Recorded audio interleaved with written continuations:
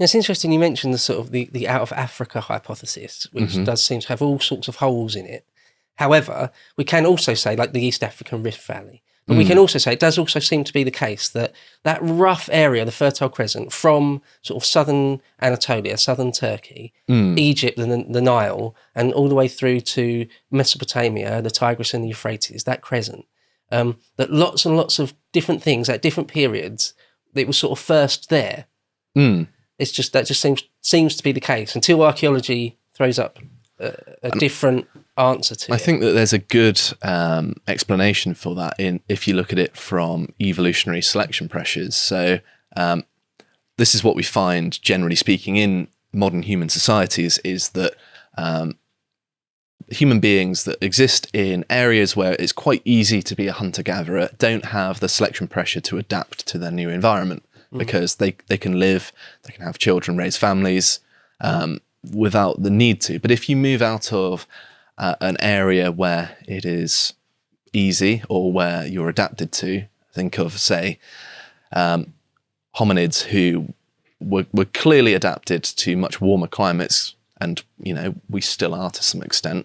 You know, we're not necessarily natural to say, Britain, we need to wear clothes to stay warm, right? And I don't. No other animals wear clothes, funnily enough, because they have thick coats of hair. So it indicates that we're from an area where it's hot, we're adapted to that hotter temperature.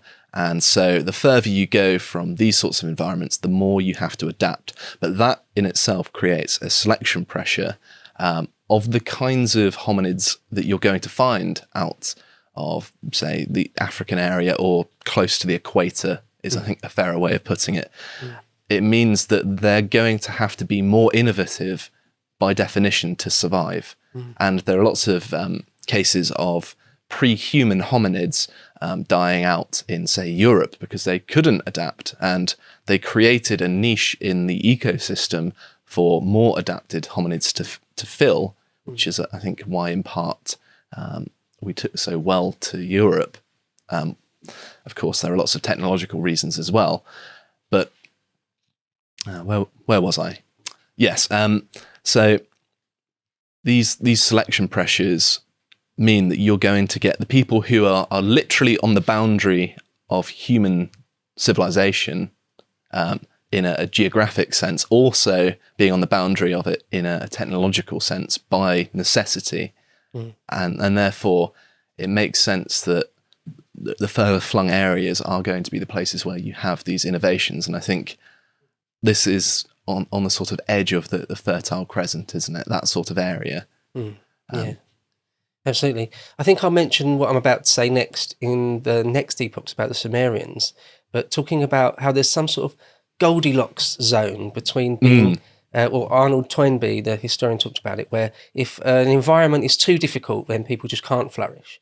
If it's too easy, they won't innovate much. Yes. So you need this to be just right, where it's difficult and forces development, but it's not so tough that it's impossible. That's a much more articulate way of saying what I was trying to say, yeah. And it seems that in southern Mesopotamia, the Sumerians and the Akkadians, that seems almost certainly to have been what's playing into it. And maybe that is also, that sort of thing seems to also be in play with sites like Gobekli Tepe.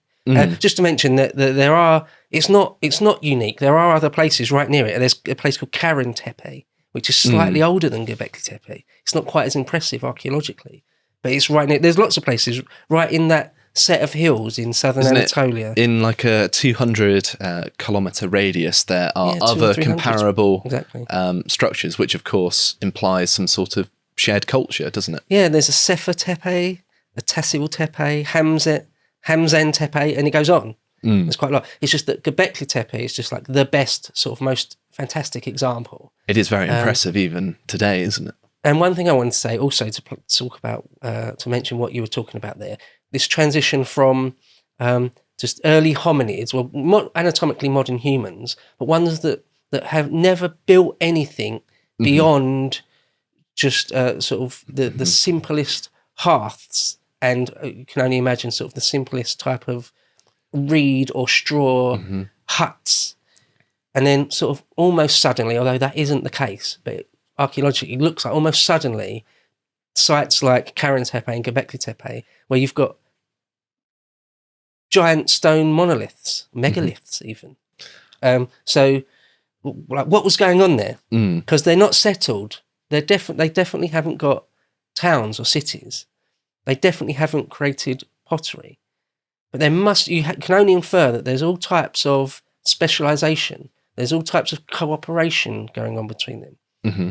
Whoever built Gobekli Tepe, for example, there must have been hundreds of them. They must have worked together in all sorts of ways. And the artistry shown on it, the high relief of a lot of the animals that are carved on it in high relief, that you don't just start there.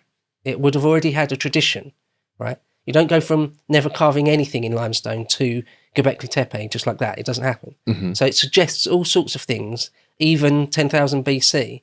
But quickly, one thing I have to say is that the world, it was very different in like 11, 12, 13,000 BC. Mm-hmm. You mentioned so there's the last ice age, last true ice age, which we started to come out of. And so in those ice ages, you had ice sheets that came down as far as, or covered all of Britain, came down to France, there was like giant glaciers as far as Berlin, all of Canada, most of Northern America, all the way down to sort of the Great Plains of America were covered in ice sheets. They started to recede because the world's climate is always in flux. Climate change is unavoidable. It's always going to change. But then there was another sort of fairly short, well, they're still 1,000 years long or so, of another quick cold snap, which a lot of people may have heard of. They're aware of Graham Hancock as the Younger Dryas. Yes, I've got this book here just on the side. It is going to come up in conversation, but I think me and Hancock deviate on a few things, although I think he has an interesting perspective, and I think that... Oh, definitely interesting. I just want to see a bit more evidence for this ancient advanced civilization before I can believe it. So the so-called Younger Dryas period is a cold snap, really. It's a sort of a quick, although actually not quick, about 1,000 years, as I just said, return to Ice Age type conditions. Anyway, when that ended, at some point between 11,500 and 12,500 years ago, something in that ballpark. When that ended, he always mentions 12,500 years ago. Right. So as we come out of the Younger Dryas period, that's sort of the last stage of sort of nearly global glaciation. Mm-hmm. That's when places like Gobekli Tepe first appear. The oldest layers at Gobekli Tepe appear is then. And again, just in the broadest sense, it sort of makes sense because it's not on the equator, but it's not a million miles from the equator. And the conditions are sort of just about right. Even though Gobekli Tepe to this day is sort of really quite arid and dry and a bit desolate, there's not forests there. It's sort of quite a desolate landscape around there. Mm-hmm. Well, back in just after the Younger Dryas, they think it was probably lots and lots and lots of lush, fertile land that was sort of covered. There were certainly trees as well. Trees covered in different grasses. And when I say grasses, I mean things like wheat. You could even different grains, dare to call it a temperate forest. Was it a paradise? Was it the Garden of Eden? Anyway, we won't you can dwell on Connor that for too much, right? And it would have been lots and lots of fauna as well, aurochs, and all sorts of wildlife. I know that aurochs are depicted on the actual pillars, so they must have at least had an awareness of them. Yeah, even if they weren't necessarily there, although I believe, if they're depicting them, they probably were. So that's the thing. The people that lived there were hunter-gatherers, if not completely nomadic, semi-nomadic. And those types of people obviously have an extremely close relationship with animals, a symbiotic relationship almost. And we can see from Gobekli Tepe in high relief are carved all sorts of things. Foxes, lots of foxes, snakes, lots of birds, cranes, vultures, boars, gazelles, aurochs, which are giant ancient cows really, aren't they? Bulls. Yeah. Spiders, scorpions, there's some little ducklings. on one of the pillars at Gobekli Tepe, and all sorts of other weird things that aren't exactly clear what animal they're trying to depict. But obviously they had a really, really close, super close, symbiotic really relationship with wildlife. And we can... Just very quickly, just to finish no up on that, is that they certainly aren't fully domesticated animals, though. It's not even really animal husbandry. Maybe, at best, they're sort of managing the animals around them. But there's no evidence to say that there's any actual animal husbandry going on. To complement what you've said there, we've, not me, but humanity, modern humans, have actually analysed human genomes to try and figure out when certain cattle-borne diseases enter into, because it leaves a genetic imprint in you.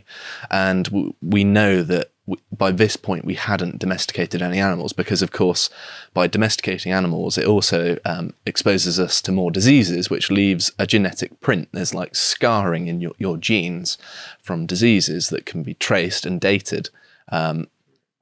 And we know by this point we hadn't domesticated any animals. I can't quite remember off the top of my head what period it is, but obviously it's relatively uncertain. We can't know the exact year, for example, but they have a rough idea. Well, that's the other thing to stress, is that it didn't happen. There would be fits and starts. It was a process. There would be it looks like now, it seems, the situation, the case is that different pockets of peoples at different places did some animal husbandry, and then it was abandoned. Again, maybe for thousands of years. Again, Gobekli Tepe is 7,000 years before the pyramids, before Stonehenge. So it's like, it didn't just... It's not like today when someone finds, like, there's the invention of the mobile phone, and then suddenly the whole world's got the mobile phone, and no one's ever going to not have mobile phones again now. It's not like that. It can come and go, and did. Well, there are parts of the world where the bow is the height of technology still to this day. Right. So the gulf has only got bigger. To watch the full video, please become a premium member at lotuseaters.com.